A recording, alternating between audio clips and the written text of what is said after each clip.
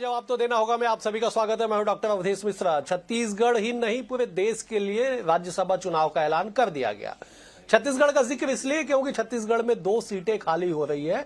दोनों सीट कांग्रेस के खाते में है। फूलोदेवी नेताम और केटीएस तुलसी 9 अप्रैल को उनका कार्यकाल पूरा हो जाएगा, लेकिन 20 तारीख माफ कीजिएगा 16 मार्च जो तारीख होगी जब नया राज्यसभा सांसद छत्तीसगढ़ से चुन लिया जाएगा। एक कांग्रेस के खाते में, एक बीजेपी के खाते में। जो 2023 में चुनाव परिणाम आया उसके गुणागणित के आधार पे एक सीट बीजेपी को लाभ मिला है। कुल छत्तीसगढ़ में 5 सीटें, 5 में से अब 2 बीजेपी के खाते में चले जाएंगे और 2 जो शेष कांग्रेस के पास रहेंगी वो 2 साल उनका कार्यकाल फिलहाल बचा हुआ है। लेकिन बड़ी बात यह है कि जैसे ही राज्यसभा चुनाव का ऐलान किया गया वैसे ही सियासत में रफ्तार पकड़ ली कि दावेदार कौन होगा।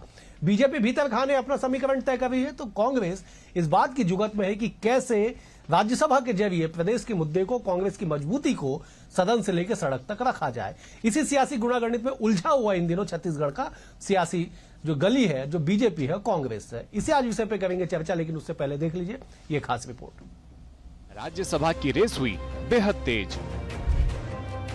फूलोदेवी नेताम और केटीएस तुलसी का कार्यकाल हो रहा समाप्त। छत्तीसगढ़ में दोनों सीटों के लिए होगा चुनाव। अंक गणित के आधार पर भाजपा कांग्रेस के खाते में एक एक सीट। कांग्रेस आदिवासी चेहरे पर लगा सकती है दांव। भाजपा 45 से 55 साल वालों को राज्यसभा भेजने की तैयारी में। 26 फरवरी से नामांकन पत्र किया जा सकेगा जमा। 5 मार्च नामांकन पत्र जमा करने की अंतिम तारीख। 16 मार्च को होगा मतदान। 26 मार्च से 5 मार्च 2026 तक वह तारीख है जब राज्यसभा के लिए छत्तीसगढ़ से कौन से 2 नाम तय होंगे यह तय हो जाएगा। फिलहाल फूलोदेवी नेताम और केटीएस तुलसी के रूप में दोनों सीटें कांग्रेस के पास है, जिनका कार्यकाल 9 अप्रैल को समाप्त हो जाएगा। और इससे पहले नाम तय करने को लेकर दोनों ही दलों में सियासी समीकरण जमाने का कार्य भी तेजी से जारी है।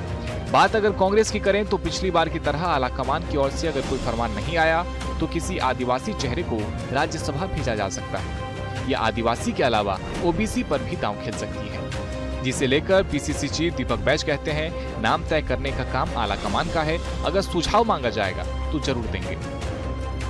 देखिए, राज्यसभा में किसको पार्टी नॉमिनेट करेगी, कौन जाएगा, ये तो पार्टी तय करेगा।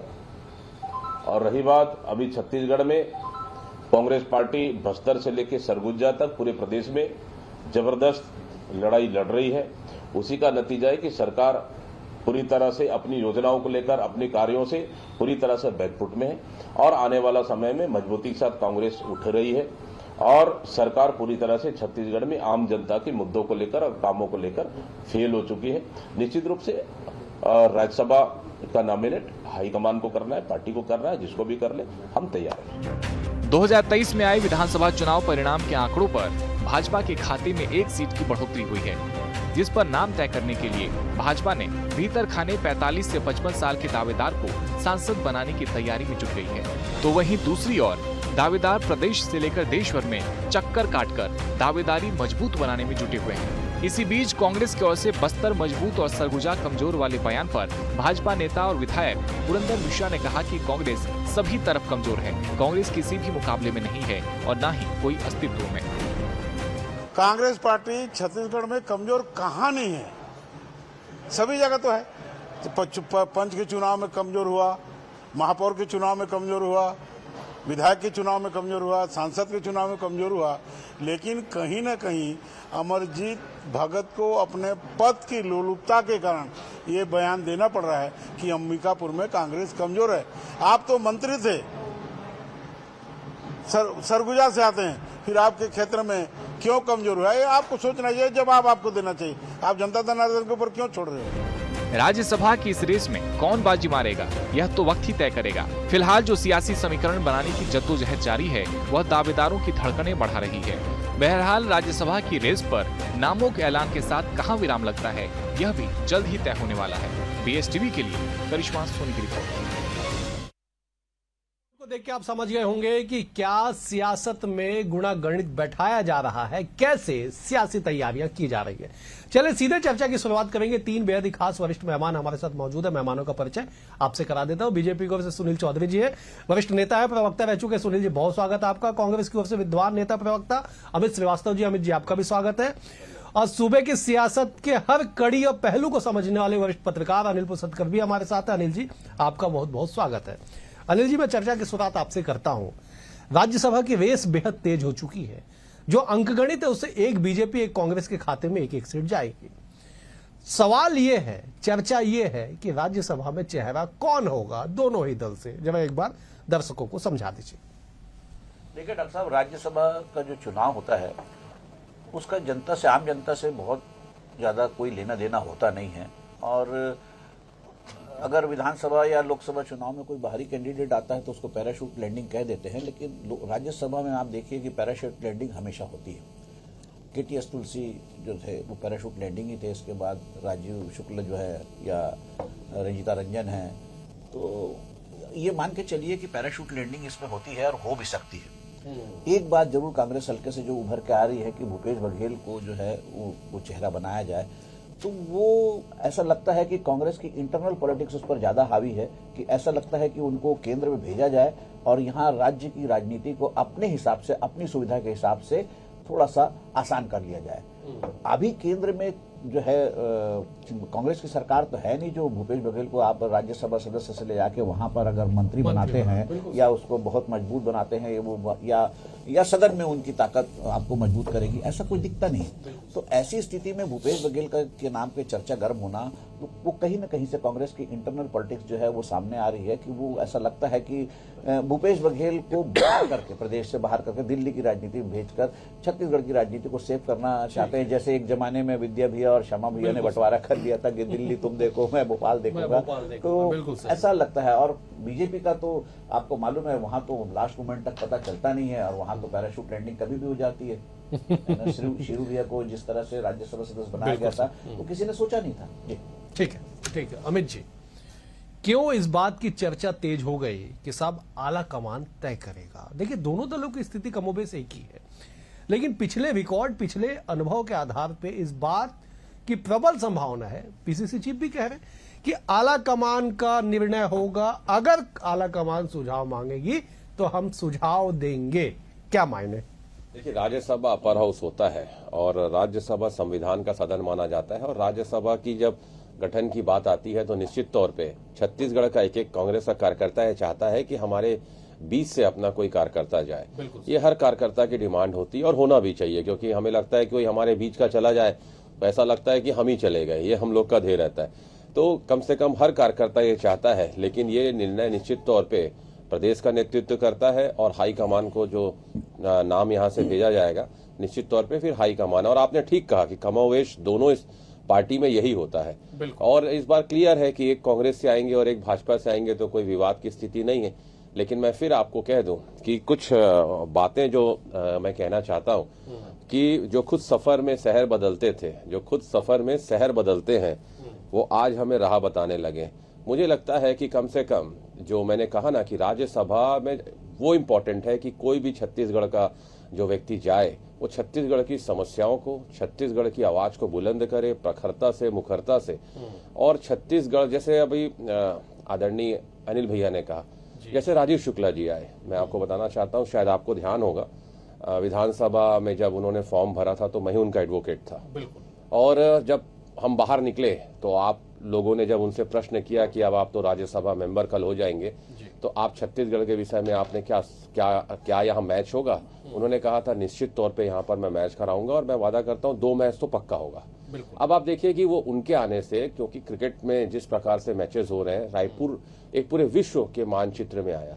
मतलब इम्पोर्टेंट यही है कि कोई भी व्यक्ति आए, कहीं से भी आए, छत्तीसगढ़ का नाम हो रहा है। लेकिन मैं फिर कहना चाहता हूं कि अगर कार्यकर्ताओं की अगर आप बात माने सुनेंगे तो निश्चित तौर पे चाहे वो कांग्रेस का हो चाहे वो भाजपा का हो, वो चाहेगा कि हमारी पार्टी के, हमारे बीच का कोई व्यक्ति वहां पर जाए तो ज्यादा बेहतर होगा। फिर हाईकमान की। ठीक है, बिल्कुल सही अमित जी। मैं इसलिए इस सवाल को लिया कि साहब कौन होगा।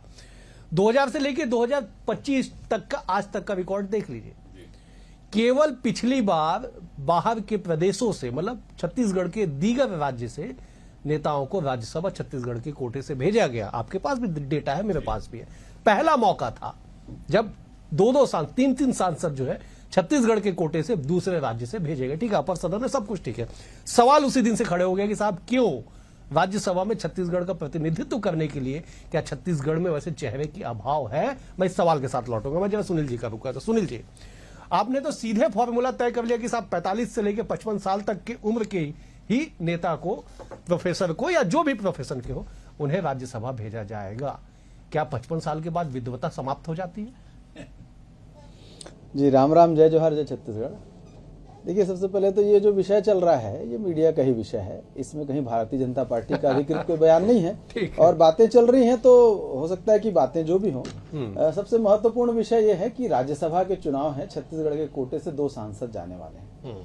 देखिए, भारतीय जनता पार्टी ने तो बहुत स्पष्टता से हमेशा से छत्तीसगढ़ के माटी पुत्रों को, छत्तीसगढ़ के लोगों को ही भेजा है राज्यसभा। नहीं, कांग्रेस भी भेजती हुई पिछले बार से हाँ, पहले तो तक। इनके देखिए 6 में 3 उधर हैं, 3 इधर हैं। तो ये तो जिनको भेजते हैं वो तो प्रमाण पत्र, विजयश्री होने के बाद प्रमाण पत्र लेना भी मुनासिब नहीं समझते, उनके बदले शिव डहरिया जी लेते हैं। तो कांग्रेस को तो इन विषयों पर मुझे लगता है कि सार्वजनिक रूप से माफी मांगनी चाहिए कि पिछले बार राज्यसभा चुनाव में हमसे गलती हो गई। और कांग्रेस जो है ना, कांग्रेस का ये राज्यसभा का जब चुनाव आता है तो मुझे तो ऐसा लगता है कि कांग्रेस में रोजगार मेला या व्यापार मेला आ गया कि भैया अब तो आपको अवसर मिलेगा। देश के लोग घूमते रहते हैं, बोली लगाते कि शायद हमको अवसर मिल जाए। और पार्टी किसकी है? माँ बेटा बेटी की पार्टी।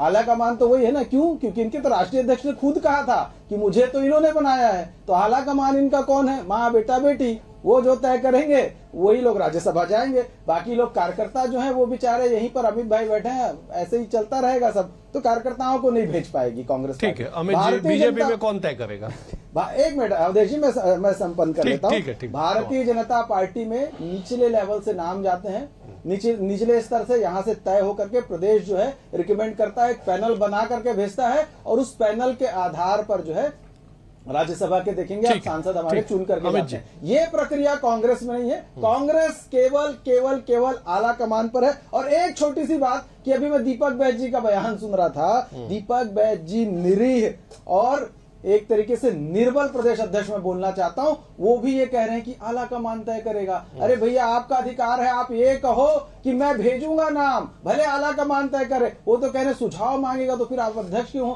प्रदेश अध्यक्ष कहते हैं कि आला कमान तय करेगा, राष्ट्रीय अध्यक्ष कहते हैं कि आला कमान तय करेगा। तो आला कमान है कौन? चलिए अमित जी, ठीक है अमित जी, बीजेपी में कौन तय करेगा? साहब सुनील जी ने तो बड़ा हार्डलाइन ले लिया कि माँ बेटा बेटी कोट करके कह रहा हूँ। जवाब इनकी पीड़ा यही है। इनके पास मैंने जैसा कहा ना कि मैं बड़े गर्व के साथ ये कह सकता हूं कि मैं उस पार्टी का सदस्य हूं जिसको गौरवपूर्ण इतिहास है आजादी दिलाने का। ये गौरव मैं फील कर सकता हूं, ये नहीं कर सकते। तो माँ बेटा और बेटे से जो इन लोग के भय है, ये वो झलकता है, पहली चीज। दूसरी चीज, अभी इन्होंने कहा माफी मांगने की बात, ये कितने बार माफी मांगेंगे? अरुण जेटली साहब दिल्ली से राजनीति करते थे, इन्होंने गुजरात से भेजा, उसके लिए माफी मांगेंगे। कि वेंकैया नायडू जी आंध्रा के थे और कर्नाटक से, उसके लिए माफी मांगेंगे या फिर हमारी जो निर्मला जी हैं तमिलनाडु से हैं, वो उनको कर्नाटक से भेजते हैं। अरे नड्डा जी हिमाचल प्रदेश के, उनको राजस्थान से भेजते हैं। कितने बार इन लोग माफी मांगेंगे? खैर, मैं इनका दोहरा चरित्र आपको बताना चाहता हूं, आपकी प्रबुद्ध जनता को बताना चाहता हूं। जब बीजेपी की बात आती है तो हमारे सुनील भाई के जैसे नेता कहते हैं ये तो हमारी रणनीति है, और जब कांग्रेस की बात आती तो कहते राजनीति है। ये कैसा अवसरवाद है? मतलब आप करें तो सब ठीक, हम करें तो प्रश्न चिन्ह। मैंने कहा ना कि जो भी जाए वो और अच्छा, अभी इन्होंने कहा हमारे यहाँ प्रोसेस होता है, नाम जाता है, लास्ट में पर्ची कहाँ से आती है? दिल्ली से। तो आपका तो टाइम वेस्ट है ये, आप तो कार्यकर्ता। दूसरी बात, अभी आप एक मिनट सुन लीजिए। दिल्ली से बने थे, विधायक दल में बने थे, कैसे बने थे? सुन लीजिए, मैं पूछना चाहता हूँ। सुनील बघेल जी की घोषणा दिल्ली, अजीत जोगी जी की घोषणा दिल्ली। हमारे यहाँ विधायक दल से बनते हैं, हमारे यहाँ दल के आधार पर बनते हैं। आपकी दोनों घोषणा सुन लीजिए, मैं काउंटर कर लेता हूं। अमित जी ने बहुत धैर्य से आप भाजपा में जब आंसर नहीं होता तो इसी प्रकार का टोका टोकी करते हैं। तो मैं देता हूं। सुनिए, क्या होता है कि इनके यहाँ बहुत प्रबुद्ध नेता है। मतलब उपासने जी की मैं बात करना चाहूंगा। व्यक्तिगत नहीं, सुन लीजिए, व्यक्तिगत नहीं। ठीक है, मैं नाम कोट नहीं करता। इनके एक नेता ने कहा था, इनके एक प्रवक्ता ने कहा था, वरिष्ठ प्रवक्ता, विद्वान प्रवक्ता, कि हमारे यहाँ पराक्रम से नहीं, परिश्रम से नहीं, हमारे यहाँ परिक्रमा से पद मिलता है, वो प्रवक्ता विमुख कर दिए। तो आप हमें तो कम से कम ना बताइए नैतिकता का पाठ कि आपके यहाँ कार्यकर्ता कैसे पद पाता है। और फिर मैं वही एक मिनट मैं आप वो बीच में मेरा समय वो कर दिए। जिस प्रकार से मैंने कहा ना कि जो चुनाव इनके यहाँ हुए थे, हमारे विधानसभा चुनाव में जो ये 14 सीट आए थे, मैं इसीलिए कहता हूँ कार्यकर्ताओं को इनके यहाँ पद नहीं बढ़ता, वो 50-100 लोगों के बीच में बढ़ जाता है। और शायद इसीलिए कार्यकर्ता कहता है, और हमारे जैसे लोग कहते हैं कि पेड़ के कटने का किस्सा नहीं होता अगर कुल्हाड़ी में लकड़ी का हिस्सा नहीं होता। ठीक है, आप बड़ी बड़ी बात करते हैं कि इससे बनता है उससे बनता है, नहीं है, आपको ही पता है। ऑफ द रिकॉर्ड बात करेंगे तो आपको खुद नहीं पता कि कौन पर्ची में नाम आ जाएगा। ठीक है, चले आप तो कम से कम उम्मीद कर लीजिए कि सुनील जी का नाम पर्ची में निकल। मैं तो शुभकामना देता हूं, विद्वान प्रवक्ता है, ये राइज करें। हम तो चाहते हैं कि छत्तीसगढ़ और रायपुर का कोई व्यक्ति बने, लेकिन बात जब राजनीति की आती है तो रायपुर के लोगों को कोंटा कर दिया जाता है। लेकिन दिक्कत है ना कि आपके अध्यक्ष ने कह दिया कि आला कमान तय करेगा। मैं तो कह रहा हूं ना कि यहाँ से नाम जाएगा। अमित श्रीवास्तव का नाम कैसे जाएगा? देखिए अमित श्रीवास्तव का नाम देखिए, मैं तो I am very happy with my post, और मुझे ऐसा लगता है कि जिस दिन ईश्वर का आशीर्वाद होगा और भाग्य में होगा तो nobody can stop me. Anil ji साहब, कैसे काम चलेगा? मैं डेटा आपके पास भी है कि पिछले बार के पहले तक छत्तीसगढ़ का प्रतिनिधित्व छत्तीसगढ़ के ही नेता करते थे। आप चाहे 1998 1996 में आ जाइए, लखीराम अग्रवाल से लेके सुरेंद्र कुमार सिंह से लेके झुमुकलाल भेड़िया और दिलीप सिंह जुदेव भी राज्यसभा के सांसद रह चुके। मैं 96 की बात कह रहा हूं। आज की तारीख में ऐसा क्या राजनीति में परिवर्तन हो गया कि छत्तीसगढ़ के कोटे से 3-3 लोगों को बाहर के प्रदेशों से भेजना पड़ा? बाकी पूरे देश में इतिहास है। अमित जी ने अपने पार्टी का गिनवाया, कांग्रेस की पार्टी का गिनवाया, सुनील जी के पास कांग्रेस की पूरी लिस्ट पड़ी हुई है कि साहब किसको कहां से भेजा जाता है, किसको कहां से एडजस्ट किया जाता है। क्यों ऐसा? देखिए डॉक्टर साहब, राज्यसभा अपर हाउस है, संविधान सभा है, इसमें कोई शक नहीं। बना किस लिए, कैसे बना, क्यों बना, इस पे हम जाना नहीं चाहते। लेकिन मैं इस बात पर जरूर सवाल उठाना चाहूंगा कि राज्यसभा सदस्यों से राज्यों को मिलता क्या है। आप ही मुझे बताइए ना, हमारी राज्य बनने के बाद से जितने राज्यसभा सदस्य बने, अमित ने गिना दिया, 2 मैच करवा दिए। उस 2 मैच से छत्तीसगढ़ का क्या भला हुआ? क्या राजीव शुक्ला क्रिकेट बोर्ड में वाइस प्रेसिडेंट रहते, हमारे स्टेडियम को जो है इस तरह से बोर्ड को जो सस्ते में देने में उसमें उन्होंने कोई विरोध किया क्या? या हमारे प्रदेश से जो कोषाध्यक्ष है और क्रिकेट में वो उनके वजह से नहीं बना क्या, मैच नहीं हुआ क्या? और मैच होने से छत्तीसगढ़ क्या भला हो गया? राजीव शुक्ला की आप उसके अलावा कोई उपलब्धि बता दीजिए, रंजीता रंजन की उपलब्धि बता दीजिए, KTS तुलसी जो है इतने बड़े वकील थे, छत्तीसगढ़ के लिए क्या काम है? तो राज्यसभा आज की डेट में जो है, ये मैं समझता हूं कि ये जनता के लिए तो कोई काम का नहीं है, लेकिन हाँ पार्टियों के लिए जरूर काम का है। ये ऑब्लिगेटरी है, और जो ऑब्लिगेटरी होने के अलावा जो है ये संतुष्ट करने के लिए, असंतुष्टों को संतुष्ट करने के लिए पार्टी के पास जो है ये ट्रम्प कार्ड है। आप देख लीजिए कि चाहे मैं ये सिर्फ कांग्रेस भाजपा की बात नहीं, सभी पार्टियां, बिल्कुल, क्या समाजवादी पार्टी कह लीजिए, BSP कह लीजिए, सब क्या ये राज्यसभा में आखिर में राज्यसभा में। ठीक है अनिल जी, पर सवाल वही है कि बदला क्यों, ये सियासी पैमाना क्यों बदल दिया गया? साहब आप लिस्ट उठा के देखिए ना, गोपाल वोरा से लेके दिलीप सिंह जुदेव से लेके मोहसिना किदवई से लेके बड़े बड़े नाम होते थे राज्यसभा में, जो छत्तीसगढ़ के होते हुए छत्तीसगढ़ का प्रतिनिधित्व करते थे। मोहसिना किदवई रही, मैं इसलिए उनको याद करता हूं कि मैं जब अध्यक्ष था प्रेस क्लब का, उन्होंने 5 लाख रुपए जो हॉल बनाने के लिए दिए थे। उसके अलावा मोहसिना किदवई का क्या आप बताइए? मोतीलाल वोरा जैसे दावा नेता रहे, भाई मुख्यमंत्री रहे 2 बार वो। देखिए आज मैं यूपी तक के राज्यपाल रहे। फिर वही कह रहा हूं मैं कि आज की डेट में जो दोनों पार्टियों के लिए, किसी एक पार्टी के लिए, दोनों क्या सभी पार्टियों के लिए आपको जो है असंतुष्टों को लेने के लिए जो पैराशूट लैंडिंग मैंने पहले कहा, वो पैराशूट लैंडिंग ही तो है। क्योंकि ये जनता से चुनाव तो होता नहीं, सीधा चुनाव तो होता नहीं, जनता से कोई लेने देना नहीं होता, हार जाए जीत जाए से कोई मतलब नहीं। आप बताइए छत्तीसगढ़ के जो रिप्रेजेंटेशन के लिए छत्तीसगढ़ का आदमी नहीं मिल रहा आपको, KTS तुलसी मिल रहे हैं या रंजीता रंजन मिल रही है, आप बताइए ना फिर इसका मतलब क्या है? वो मैं यही फिर कह रहा हूं, मेरा सवाल यह है कि राज्यसभा सदस्य से राज्यों को मिलता क्या है, और हमारे राज्य को आज तक राज्यसभा के सदस्यों से क्या मिला? कौन सा उन्होंने मामला उठा दिया, कौन सी बड़ी समस्या? सुनील जी, डबल इंजन की सरकार है साहब, हर इंजन बीजेपी का लगा हुआ है, पार्षद से लेके पंच से लेके पार्लियामेंट तक। बताइए क्या मिलेगा छत्तीसगढ़ को और क्या मिलेगा, कौन दिलवाएगा? सवाल चेहरे पे घूम रहा है, क्वेश्चन मार्क लगा हुआ है चेहरे पे कि साहब कौन होगा? ये कौन होगा, ये तो निश्चित रूप से हमारा संगठन तय करेगा। प्रदेश से पैनल बन के जाएगा, और राष्ट्रीय स्तर पर चूंकि संसदीय बोर्ड का मामला होता है, वहां से तय होकर के आएगा, और सर्वानुमति से जो भी तय होगा वो सबके सामने होगा।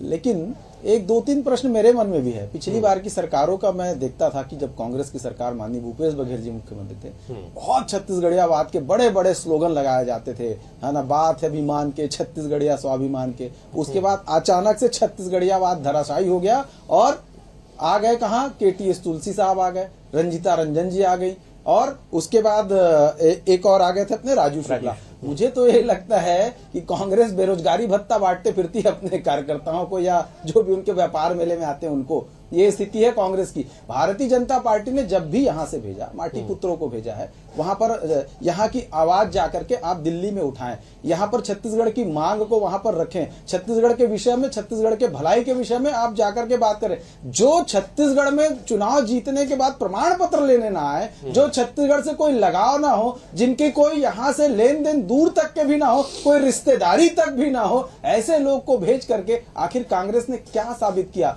हम तो विश्वास के साथ कहते हैं कि भारतीय जनता पार्टी की जो सरकार है, भारतीय जनता पार्टी का जो संगठन है, वो निश्चित रूप से छत्तीसगढ़िया जो है उनको ही राज्यसभा में भेजा है और आने वाले समय में भी जो चुनाव होंगे छत्तीसगढ़ का कोई माटी पुत्र ही जाएगा। लेकिन कांग्रेस की स्थिति क्या है? कांग्रेस की स्थिति क्या है? राह में उनसे मुलाकात हो गई, जिससे डरते थे वही बात हो गई, वही बात होने वाली। देखिएगा, नाम तो तैर रहे हैं मीडिया में, पता नहीं कौन कूदे फिर से। देखिए, कहते हैं ना, हम आप भी भरेंगे तो ये करेंगे बदनाम और एक कत्ल भी करेंगे तो उसकी चर्चाएं नहीं होती। राजनीति में सिद्धांतों की बात करना एक अलग विषय है और वो हमको नैतिकता का प्रमाण पत्र बांट रहे हैं, जो कल खुद अपने फायदे के लिए हर नियम को जिन्होंने तोड़ा है, जो कल खुद सदन में बाहरी व्यक्ति को जिन्होंने लाया है, वो आज वही हमें मर्यादा का पाठ सिखाते हैं। तो बड़ा किसी बाहरी को नहीं भेजा, सुन लीजिए, छत्तीसगढ़ से किसी बाहरी को नहीं भेजा। सुन लीजिए, मेरी बात तो सुन लीजिए। क्या आप एक नाम बता दो छत्तीसगढ़ से बाहरी, या तो आप बोल लीजिए या मुझको बोलवा दीजिए। जब आप टीका टिप्पणी कर रहे हैं तो मुझे इस टाइप की डिबेट पसंद नहीं है। बोल लीजिए, सुनील जी बता रहे, अमित जी नाम बता रहे। ठीक है, तो आप बोलने दीजिएगा तब तो अमित जी आपके सवालों का जवाब देने नहीं आया हूं, मैं अवधेश जी के सवालों का जवाब देने। ठीक है अमित जी, आप अपनी लाइन पे कंटिन्यू कर लीजिए। सुनिए अवधेश जी, मुझे ऐसा लगता है डिबेट की ग्रेविटी होनी चाहिए। बिल्कुल है। मगर ये बोलते हैं तो मैं सुन रहा हूं, तो अगर मैं बोलता हूं तो इन्हें सुनना चाहिए। नहीं सुनिए जी, बड़े सुलझे हुए नेता है जी। आज ऐसा नहीं लग रहा है। देखिए, मैं कहना चाहता हूं कि जिस प्रकार से आज ये बड़ी बड़ी तकरीर कर रहे हैं, मैं आपके माध्यम से एक ही चीज कहना चाहता हूं कि आज बड़ी जिम्मेदारी के साथ, अब ये कह रहे थे संगठन से नाम जाएगा, मैंने बताया ना, पर्ची से नाम ही आएगा और लगातार ऐसे ढेरों एग्जाम्पल इनके यहाँ है। लेकिन मैं आपके माध्यम से इनसे पूछना चाहता हूं, आपके लोकप्रिय चैनल में, आपके प्रबुद्ध जनता के सामने आज ये कसम खाएं कि आज के बाद हम कोई भी दूसरे प्रदेशों से दूसरे नेताओं को राज्यसभा नहीं भेजेंगे और जिनको हमने भेजा है, चाहे वो मध्य प्रदेश से हो और चाहे अदर स्टेट से हो, उसके लिए क्या माफी मांगेंगे। मैं फिर आपके माध्यम से कहना चाहता हूं, जो भी जाए वो छत्तीसगढ़ की आवाज को बुलंद करे, छत्तीसगढ़ की समस्याओं को सुलझाने का प्रयत्न करे और निश्चित तौर पे हर छत्तीसगढ़िया ये चाहता होगा, 3 करोड़ छत्तीसगढ़िया, कि वो कोई छत्तीसगढ़ से जाए। लेकिन मैं फिर कहना चाहता हूं कि लास्ट फैसला हमारी पार्टी, जो हमारे राज्य इकाई है, राज्य इकाई से नाम भेजा जाएगा केंद्र को और जो फैसला वहां से होगा, चाहे वो इनकी पार्टी हो चाहे हमारी पार्टी, सबको सर्वमान्य होगा। ठीक है, चलिए अब अनिल जी, क्या समीकरण आप देख पा रहे हैं? आदिवासी, ओबीसी, अन्य क्या देख पा रहे हैं? दोनों दल की बात कर रहा हूं क्योंकि आदिवासी प्रदेश है, बीजेपी ने आदिवासी वर्ग से मुख्यमंत्री बना दिया, सामान्य वर्ग का प्रदेश अध्यक्ष। कांग्रेस के पास आदिवासी वर्ग के पीसीसी चीफ है। क्या समीकरण देख पा रहे हैं? बहुत संक्षेप में बताइएगा। ये जो है कास्ट फैक्टर भी जो है ना, इस राज्यसभा के चुनाव में बहुत ज्यादा मायने नहीं रखता है। लेकिन आज की डेट जो जिस हिसाब से हमारे देश की राजनीति चल रही है, तो उसमें इसने अपना एक अलग इंपॉर्टेंस बना लिया है। राज्यसभा सदस्य में KTS तुलसी सिख थे, हमारे यहाँ क्या उनकी वो जनसंख्या है ना? तो ये इसलिए नहीं बहुत महत्वपूर्ण है। देखिए, अब फूलो देवी नेताम भी हमारे यहाँ से थी, आदिवासी राज्यसभा सदस्य, और सबसे बड़ी बात वो कांग्रेस हाईकमान की बहुत करीबी थी, पसंदीदा थी। लेकिन उनका क्या, आप बताइए योगदान क्या? मैं उन पर कोई टीका टिप्पणी नहीं कर रहा हूँ, मैं ये नहीं कह रहा हूँ कि वो किसी काम की नहीं थी, लेकिन आप बताइए ना, छत्तीसगढ़ राज्यसभा को क्या मिल रहा है? और ये नाम जो चल रहे हैं और जो हवा में जो बातें हो रही है, तो उसमें ऐसा लग रहा है कि कांग्रेस में इस बात को लेकर जो पिछले भी जो कार्यकाल में जो बाहर से जो लोगों को भेजा गया, तो उस बात से जो उनका विरोध उठा था और छत्तीसगढ़ से भेजने की बात उठी थी, तो मुझे ऐसा लगता है कि कांग्रेस इस बार छत्तीसगढ़ से ही भेजेगी। और जो इनकी इंटरनल पॉलिटिक्स कह रही है, वो ऐसा लगता है कि कहीं ना कहीं से धर्मांतर जो है भूपेश बघेल को वो दिल्ली की ओर रवाना करेंगे, ताकि हमारा जो छत्तीसगढ़ उनके लिए, उनके अपनी सुविधा के हिसाब से नीट एंड क्लीन हो जाए। और बीजेपी में तो सर्वविदित है। चलिए, आपने एक बड़ा प्रश्न चिन्ह छोड़ दिया कि बीजेपी में सर्वविदित है। कुल मिला के इतना ही है कि राज्यसभा का सांसद बने, छत्तीसगढ़ का बने, छत्तीसगढ़ का प्रतिनिधित्व करे। फिलहाल आप तीनों मेहमानों का बेहद शुक्रिया। अमित जी आपका शुक्रिया, सुनील जी आपका शुक्रिया, अनिल जी आपका भी शुक्रिया। कुल मिला के इस बात को समझिएगा कि 2 सीट छत्तीसगढ़ से, एक बीजेपी के पास, एक कांग्रेस के पास। कौन वो चेहरा होगा 5 मार्च तक पता चल जाएगा, क्योंकि 5 मार्च वो तारीख है जब नामांकन जमा करने की अंतिम तारीख तय होगी। 16 मार्च को सब कुछ सामान्य रहा तो मतदान होगा और छत्तीसगढ़ को 2 नए राज्यसभा सांसद के रूप में 2 चेहरे मिल जाएंगे। फिलहाल आज के लिए इतना ही। कल एक और विषय के साथ होगी मुलाकात। बने हुए BS टीवी के साथ। नमस्कार।